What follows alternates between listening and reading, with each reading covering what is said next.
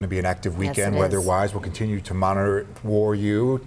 And it led to Governor Hochul declaring a state of emergency, as we mentioned, ahead of this weekend's lake effect storm. Yeah, that's right. The governor has a plan in place to help make sure that people here in western New York stay safe.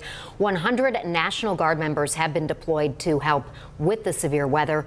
37,000 tons of salt, we're told, will be available to treat the roadways. And the governor also sending a reminder to all of you Bills fans, stay safe.